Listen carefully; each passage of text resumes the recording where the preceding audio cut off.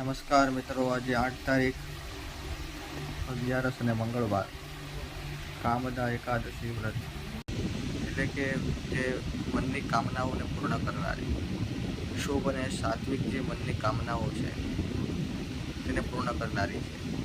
એટલા માટે અને આ કામદા એકાદશીનું વ્રત તે મહત્વનું બતાવેલું છે. ગંધર્વરાજને જે શ્રાપ મળેલો હતો, શ્રાપમાંથી મુક્ત કરવા માટે થાય અને ઋષિઓએ જે વ્રત બતાવેલું હતું કે આ કામદા એકાદશીનું વ્રત આજના દિવસે વિશેષ ભગવાનનું યજન સ્મરણ, ભગવાનનું પૂજન જે વિશેષ ફળને પ્રાપ્ત કરાવનારું છે.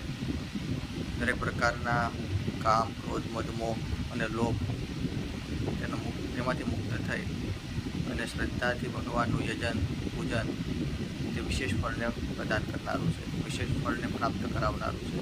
એવું આ કામદા એકાદશીનું વ્રત આજના દિવસે શિવ પૂજન તેનું પણ વિશેષ મહાત્મય બતાવેલું છે, વિશેષ મહિમા બતાવેલો છે. નમસ્કાર.